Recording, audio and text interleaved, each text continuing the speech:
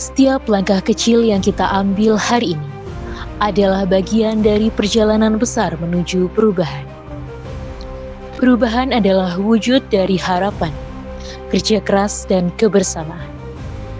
Di balik setiap program, ada wajah-wajah yang berjuang, ada tangan-tangan yang bekerja, dan ada hati yang percaya bahwa masa depan bisa lebih baik.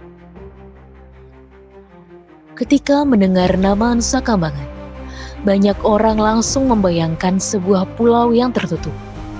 Sebuah tempat yang identik dengan hukuman dan keterasingan. Namun hari ini, Nusa Kambangan sedang menulis cerita baru. Di balik citra kerasnya, Nusa Kambangan menyimpan potensi besar. Tanah yang subur, laut yang kaya, dan manusia yang bersemangat untuk berubah.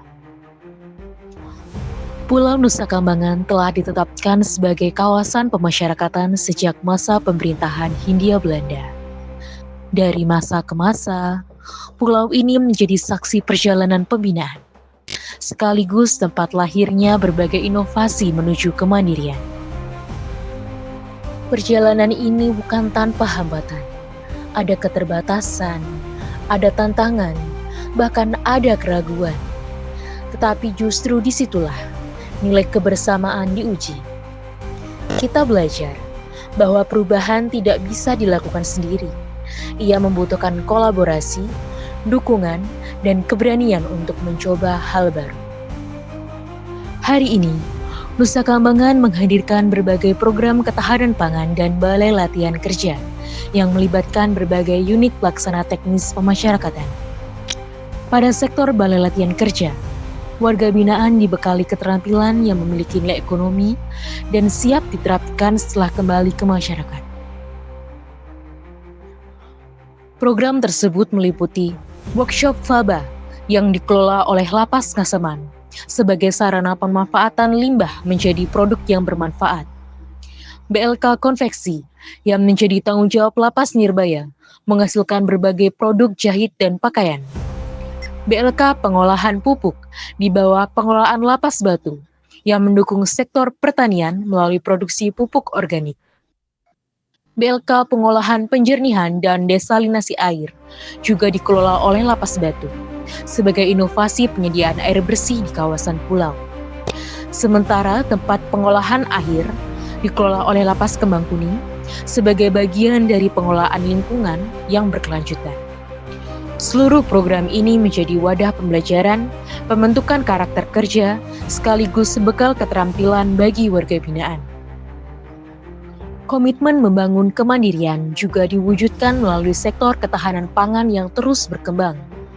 Pada bidang perikanan dan budidaya, Nusa Kambangan mengelola berbagai komoditas unggulan, di antaranya tambak sidat yang dikelola oleh Lapas Batu, budidaya udang Vename Bantar Panjang, tambak udang Vename Pasir Putih, tambak udang Vename Bonse. Di sektor peternakan, dikembangkan berbagai komoditas yang mendukung kebutuhan pangan nasional, meliputi peternakan sapi, ayam petelur, dan bebek di Lapas Terbuka Nusa Kambangan, dan peternakan domba Garut yang dikelola oleh Lapas Kembang Kuning. Sementara pada sektor pertanian, hamparan lahan produktif dimanfaatkan untuk budidaya padi dan jagung yang dikelola oleh Lapas Terbuka Nusa Kambangan sebagai bagian dari upaya memperkuat ketahanan pangan nasional.